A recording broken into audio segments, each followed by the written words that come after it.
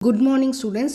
Today we are going to see the grammar part Apatit Gadyansh. Apatit Gadyanshna unseen passage. இதுக்கு முன்னாடி படிக்காத ஒரு paragraph உங்ககிட்ட கொடுத்துருப்பாங்க படிக்கிறதுக்கு. அதை படிச்சுட்டு அதில் இருக்க கேட்ட கொஷின்ஸை நீங்கள் எழுதணும். ஸோ இப்போ நம்ம போய் பார்ப்போம் எப்படி பண்ணணும், எப்படி ஸ்டார்ட் பண்ணணும், என்ன தேவை, என்ன புரிஞ்சிக்கணும், புரியலைன்னா என்ன பண்ணணும். So this is what we are going to see. To read the unseen paragraph, what we have to learn, what we have to do, what if we don't understand the paragraph, how to answer the questions. So prerequisite na இது இப்படி இருந்தால் தான் நீங்கள் அதை ஈஸியாக பண்ண முடியும். So இந்த திறன் நீங்கள் கொண்டு வரணும். ஸோ ஃப்ளூவெண்ட்டாக ரீட் பண்ணணும். ஸோ ஃப்ளூவெண்ட்டாக ரீட் பண்ணுறதுக்கு என்ன பண்ணணும், what you have to do, reading every day is necessary. உங்கள் டெக்ஸ்ட் புக்கை ரீட் பண்ணுங்கள், ஒரு 15 minutes ரீட் பண்ணுங்கள். தென் unseen passage ரீட் பண்ணுறது ஈஸியாக இருக்கும். You will not take much time, okay? And read with the concentration and attention. அந்த concentration and attention படித்தாதான் அந்த லைன் என்னன்னு நீங்கள் படித்தது உங்களுக்கு புரியும். இல்லைனா அட்லீஸ்ட் கொஷினில் கேட்குமா அந்த வேர்டு எங்கே படித்தோன்றது குயிக்காக நீங்கள் போய் தேட முடியும். சென்டென்ஸ் கன்ஸ்ட்ரக்ஷன், இப்போ ஆன்சர் எழுதும் போது சில டைமில் நீங்கள் ஓன் வேர்ட்ஸில் எழுதும் போது டென்ஸை பார்த்துக்கணும். ப்ரெசன்ட் டென்ஸ்னால் ப்ரெசன்ட் டென்ஸ், பாஸ்ட் டென்ஸ்னால் பாஸ்ட் டென்ஸ், ஃப்யூச்சர் டென்ஸ்னால் ஃப்யூச்சர் டென்ஸில். ஸோ டென்ஸ் நீங்கள் கரெக்டாக எழுதணும். So simple sentences writing in present tense, past tense, future tense உங்களுக்கு தெரிஞ்சிருக்கணும். ஓகே, சரி எனக்கு தெரியல இது அப்படின்னா அந்த வேர்டு தெரியாத ஒரு வேர்டு இருக்குது இல்லையா, அதை நீங்கள் சர்ச் பண்ணுறீங்க. அந்த வேர்டு சர்ச் பண்ண உடனே அந்த சென்டென்ஸ் அட்லீஸ்ட் காப்பி பண்ணி எழுதணும் பேராகிராஃப்லேருந்து. Okay, this is for 3rd standard I'm saying. 4th standard please you have to improve. அதே காப்பி பண்ணி எழுதணும்னு நினைக்காதீங்க. சம்டைம்ஸ் ட்விஸ்ட் வச்சுருப்பாங்க. ஒக்காபுலரி தெரிஞ்சிருக்கணும். எஸ், இப்போ வேர்ட் புதுசாக ஒரு வேர்டு படித்தாலுமே சென்டென்ஸ் படிக்கும் போது சில நேரத்தில் அந்த மீனிங் நம்மளுக்கு தெரிய ஆரம்பிச்சிடும். ஸோ ஒக்காபுலரி எப்படி தெரிய ஆரம்பிக்கும், உங்கள் ஒக்காபுலரி நீங்கள் ஆட் பண்ணிக்கிட்டே வரும்போது அந்த வேர்டை தவிர பக்கத்தில் இருக்க வேர்டு எல்லாத்துக்கும் உங்களுக்கு மீனிங் புரிஞ்சிச்சுன்னா சென்டென்ஸ் உங்களுக்கு புரிய ஆரம்பிச்சிடும். ஸோ நீங்கள் சின்ன கிளாஸ்லேருந்து ஒக்காபுலரி ஆட் பண்ணிகிட்டே வரணும். இன்றைக்கி படிக்கிறது நாளைக்கு மறந்துடக்கூடாது. essay 1 படிக்கிறது essay 2க்கு தெரியாது மேம், அது essay 1 போர்ஷன் சொல்லக்கூடாது. You should keep reading, add your vocabulary. இது எல்லாமே உங்களோட ப்ரீரிக்வசைட். ஓகே, ஒரு அன்சீன் பேசேஜ் படிக்கிறதுக்கு முன்னாடி. இப்போ நீங்கள் அன்சீன் பேசேஜ்க்கு வந்துட்டீங்க.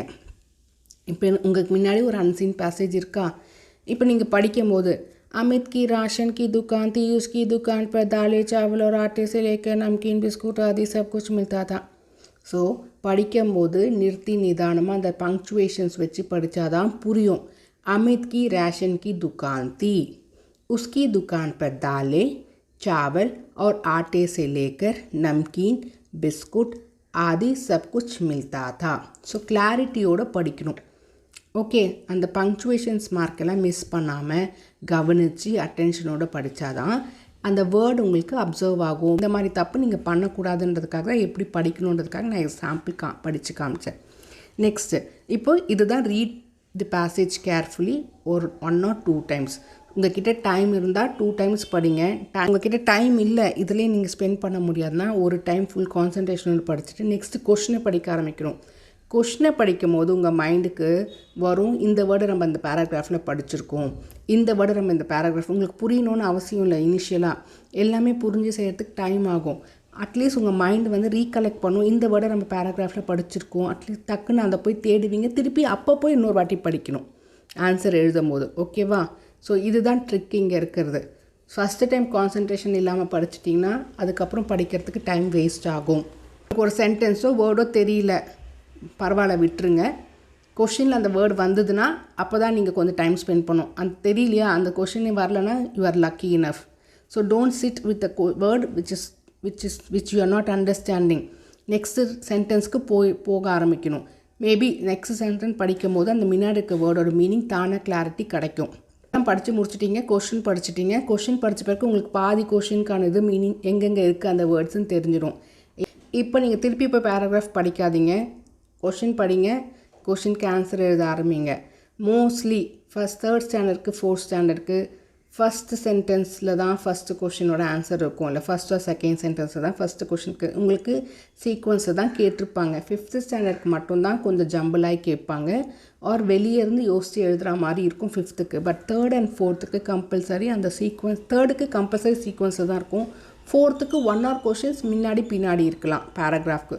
ஸோ உங்களுக்கு தெரியாத சென்டென்ஸில் ஒரு வேர்டு இருக்குது, அதே கொஷினில் இருக்குன்னா அந்த கொஷினில் இருக்க வேர்டு எங்கே இருக்குது தேடி பார்த்து அந்த லைனை ஃபுல் சென்டென்ஸை அப்படியே எழுதி வச்சுடுங்க. சில நேரத்தில் என்ன ஆகும், 3rd ஸ்டாண்டர்டுக்கே அந்த லைனில் அந்த வேர்டை பார்த்துருவீங்க, ஆனால் அந்த லைனில் இருக்காது ஆன்சர், அதுக்கு முன்னாடி இருக்கிற லைனில் இருக்கும். ஏன்னா அந்த லைனில் அது ப்ரோனவுனாக யூஸ் பண்ணியிருப்பாங்க. ஸோ நவுனை நீங்கள் ஃப்ரண்ட்டில் இருக்க லைனில் போய் செக் பண்ணணும். ஸோ கொஞ்சம் அண்டர்ஸ்டாண்டிங், நீங்கள் ப்ரோனவுன் நவுன்ஸ் எல்லாம் தெரிஞ்சதுன்னா இதை நீங்கள் கிளாரிட்டியோடு எழுதலாம். It's a trick the 3rd standard students can use. 4th standard students also follow பண்ணால். பட் 1 or 2 கொஷின்ஸ் வந்து புரியாமல் எழுதிட்டிங்கன்னா ஆன்சர் ராங் ஆகிடும். ஓன் வேர்ட்ஸில் எழுதணும்னு நினைக்கிறீங்கன்னா உங்கள் சென்டென்ஸ் சிம்பிளாக இருக்கணும். ஓகேவா?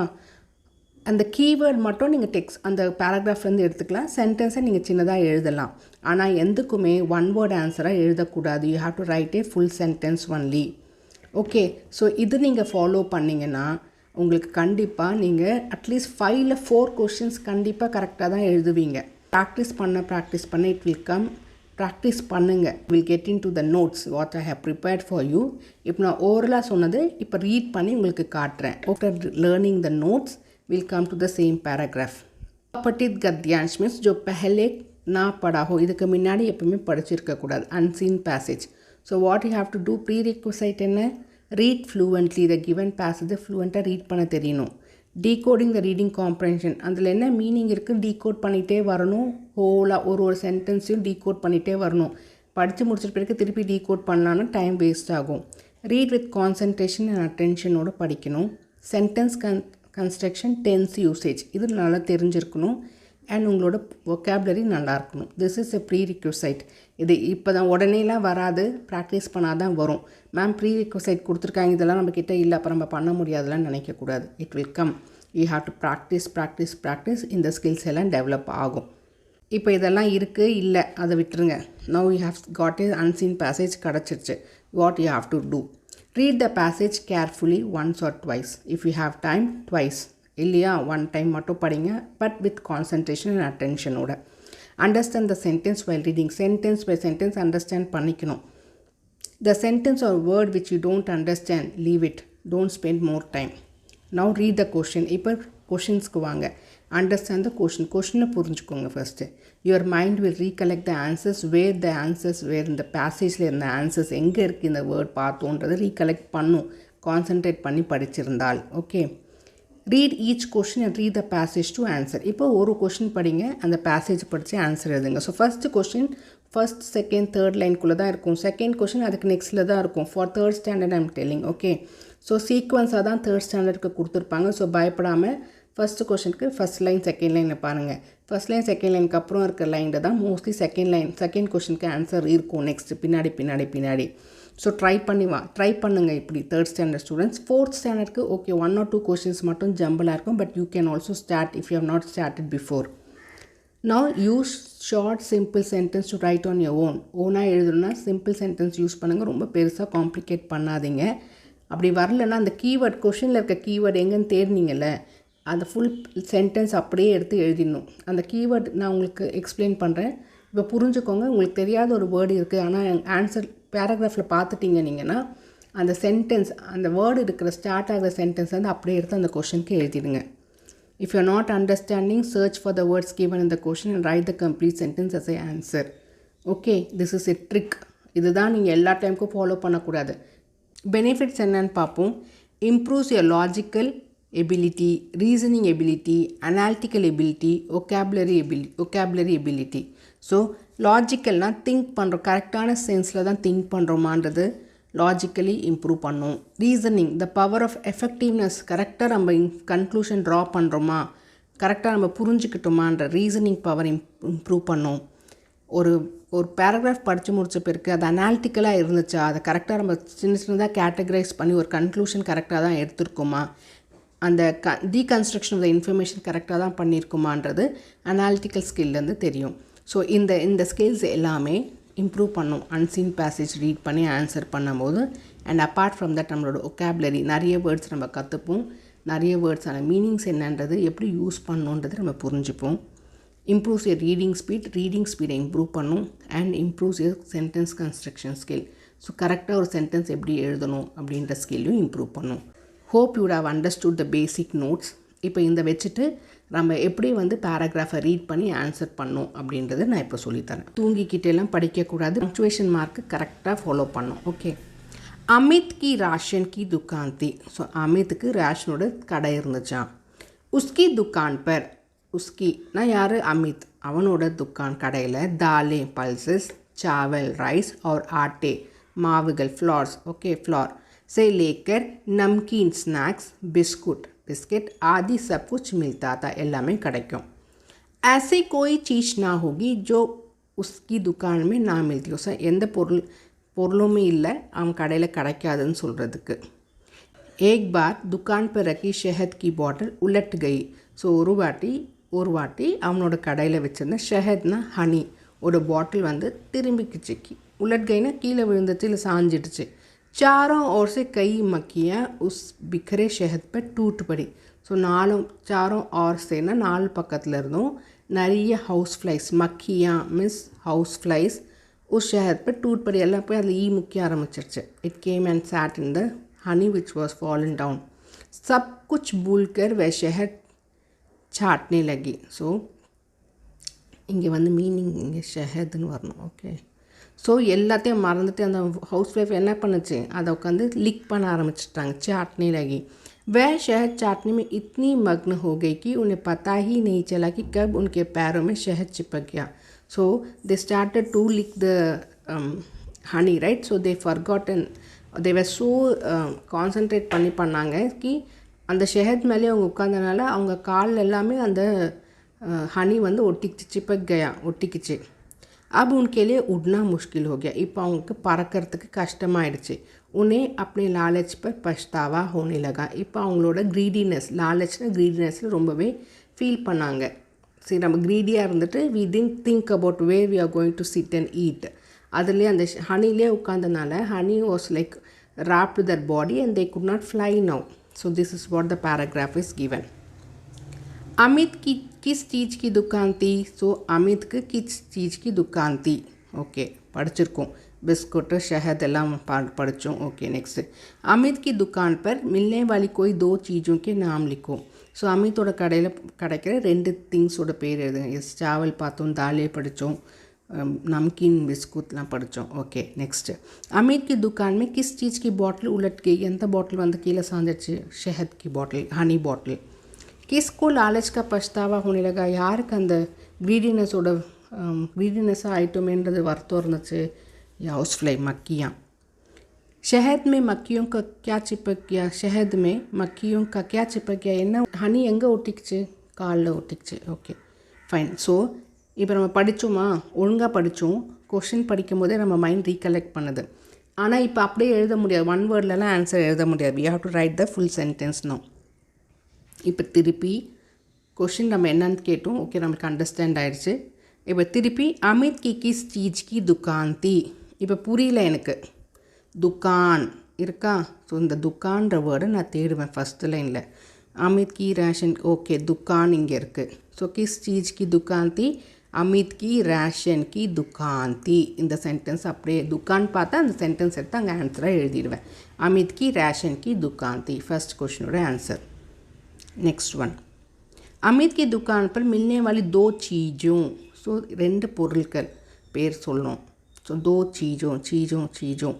उसकी दुकान पर दालें, चावल और आटे, नमकीन आदि मिलता था. ऐसे कुछ कोई चीज़ ना होगी जो दुकान पर ना मिलती थी. ஸோ இப்போ சீஸ் இங்கே பார்த்த பிறகு எல்லோரும் என்ன நினைப்பீங்க, ஓகே நான் இந்த சென்டென்ஸ் இங்கே பார்த்தேன், ஸோ ஐசி குச்சி இதை எழுதணும்னு நினைப்பீங்க. ஆனால் இது தப்பு. இதுக்கு முன்னாடி போகணும். ऐसी कोई चीज़ ना होगी, எந்த மாதிரி பொருளும் இல்லை. ஸோ பொருள் என்ன பொருள் கேட்டிருக்காங்க, அந்த மாதிரி ஒரு பொருளும் இல்லை அவங்க கடையில் கிடைக்காதுன்னு தான் இந்த சென்டென்ஸோட மீனிங். ஆனால் அது கேட்கல கொஷினில். ஏதாச்சும் 2 பொருள் பேருங்க எழுதுங்க. ஸோ என்ன எழுதலாம், தாலே, சாவல், நம்கீன், பிஸ்குட், ஆட்டே. இந்த 5 சர்க்கிள் பண்ணியிருக்கேன், அது வந்து 2 எழுதணும். ஸோ 2 எழுதும் போது உஸ்கி दुकान पर दाले चावल मिलता था. उसकी दुकान पर दाले चावल मिलता था எழுதணும். இல்லை उसकी दुकान पर आटे नमकीन मिलता था. இந்த கொஷின் இதுதான் அந்த சென்டென்ஸ் கன்ஸ்ட்ரக்ஷன். புரிஞ்சுதுன்னா எப்படி ஸ்மாலாக நீங்களே ஓன் வேர்ட்ஸில் எழுதணும். புரிஞ்சுதா. ஸோ இதுதான் அந்த ட்விஸ்ட்டு. ஸோ கொஞ்சம் புரியலன்னா தப்பாயிடும். ஸோ உங்களுக்கு கொஞ்சம் vocabulary தெரிஞ்சிருக்கணும். सो अमित के दुकान पर चावल आटे मिलता था. अमित की दुकान में किस चीज़ की बॉटल उलट गई? बॉटल उलट गई इதான் कीवर्ड. இப்போ இது தேடணும்.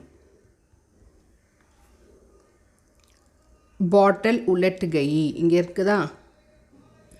बॉटल उलट गई. ஸோ அந்த சென்டென்ஸ் இப்படியே எழுதணும். एक बार दुकान पर शहद की बॉटल उलट गई. ஸோ உங்களுக்கு புரியாதவங்களுக்கு இந்த சென்டென்ஸ் அப்படியே எழுதுங்க. இல்லைனா அமித் கி துக்கான் பர் ஷஹத் கி பாட்டில் இது மட்டும்தான் எழுதணும்.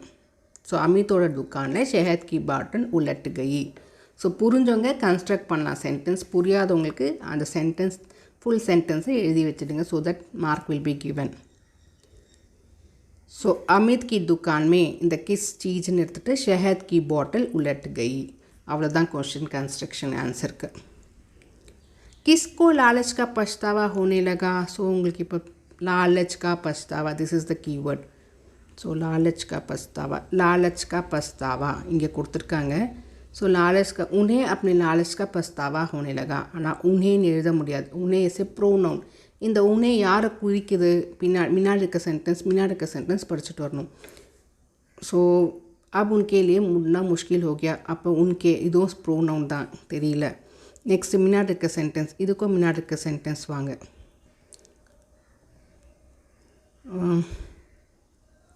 वे शहद चाटने में इतनी मग्न हो गए कि उन्हें पता ही नहीं चला कि कब उनके पैर में चिपक गए. सो वे उन्हें दिस इज़ ऑल्सो प्रोनाउन இல்லை. ஸோ இதுக்கும் முன்னாடி இருக்க சென்டென்ஸ் सब कुछ भूल कर way this is also pronoun. So introduce பண்ணது என்னது? மக்கியா. ஸோ இதுதான் நவுன். இதுக்கு எல்லாத்துக்கும் ப்ரோனவுன் யூஸ் பண்ணியிருக்காங்க இல்லையா? ஸோ மக்கியான் தான் அங்கே வந்து லாலச் பர் பஸ்தாவா ஹோனே லகா. அவங்களுக்கு கிரீடினஸ் அவங்களுக்குன்னு சொல்லி கடைசியில் மக்கியான் தான் இங்கே இன்ட்ரடியூஸ் பண்ணியிருக்காங்க. ஸோ மக்கியாங்கோ லாலச் கா பஸ்தாவா ஹோனே லகா. மக்கியான்னு எழுதிட்டு லாலச் பர் பஸ்தாவா ஹோனே லகான்னு எழுதணும் சென்டென்ஸ். புரிஞ்சுதா? ஸோ இது மாதிரி தான் ட்விஸ்ட் இருக்கும். So you have to understand. So சென்டென்ஸோட பார்ட்ஸ் நவுன் ப்ரோனவுன்ஸு விசேஷன் சப்தெல்லாம் தெரிஞ்சிருக்கணும். பேசிக்கானது. ஓகே. ஸோ கிஸ்கோ அந்த கிஸ்ஸை ரிமூவ் பண்ணிட்டு मक्खियाँ को लालच का पछतावा होने लगा आंसर. नेक्स्ट शहद में मक्खियों का क्या चिपक गया? என்ன ஒட்டிக்கிச்சு ஹனியில்? ஸோ क्या चिपक गया? ஸோ चिपक நீங்கள் படித்தாச்சா? ஸோ उनके पैर चिपक गए. ஸோ पैर उनकेना मक्खियों அது ப்ரோனவுன் கொடுத்துருக்காங்க. ஸோ मक्खियों के पैर शहद में चिपक गए. ஸோ ஆன்சர் எழுதும் போது ஷஹத் மே மக்கியும் கா இந்த கியா எடுத்துகிட்டு இந்த கியாவை நீங்கள் ரிமூவ் பண்ணிவிட்டு பேர் சிப்பக் கயா தா அப்படின்னு எழுதணும். So if you read and understand 1 or 2 3 times பண்ணால் தான் வரும். இதுதான் க்ளூ. ஆனால் இப்படி தான் பண்ணணும். So I will put one more video and will see one more பேராகிராஃபை டீகோட் பண்ணுவோம் நெக்ஸ்ட் வீடியோவில். ஸோ தட் இது மாதிரி ப்ராக்டிஸ் பண்ணிங்கன்னா you can decode it and understand the trick how to write the அப்பட்டித் கத்யான்ஷ். Now homework for you. This is one more small paragraph for you. இதை படிச்சுட்டு நீங்கள் இந்த கொஷின்ஸ்க்கு ஆன்சர் பண்ணணும். நீங்கள் ஆன்சர் பண்ணிவிட்டு என்னோடய இமெயில் அட்ரஸ் இருக்குது அந்த சேனலோட அபவுட் செக்ஷனில் நீங்கள் எனக்கு ரிப்ளை கொடுத்தீங்கன்னா நான் செக் பண்ணி உங்களுக்கு ஆன்சர் அனுப்புவேன். ஓகே. ஸோ பாருங்கள் இதில் கிராமர் பார்ட்லாம் கூட கேட்டிருக்காங்க வச்சன் பதிலோ. ஸோ இதோட ஆன்சர் கண்டிப்பாக பேராகிராஃபில் தான் இருக்குது. நீங்கள் வெளியேருந்து யோசிச்சுலாம் எழுதக்கூடாது. வச்சன் பதிலோட வேர்ட்ஸோட ஆன்சர்ஸ் வந்து அந்த பேராகிராஃபில் தான் இருக்கும் கண்டிப்பாக. So you take the screenshot அப்புறம் நீங்கள் ட்ரை பண்ணுங்கள். Okay.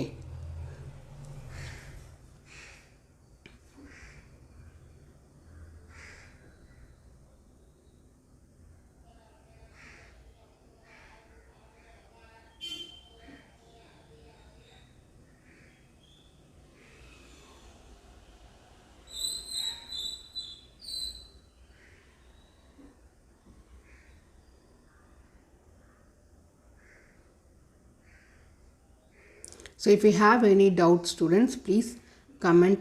I'll try to reply you. Hope you have understood the trick and how to write the answers for the unseen passage. We'll see in the next video. Thank you students.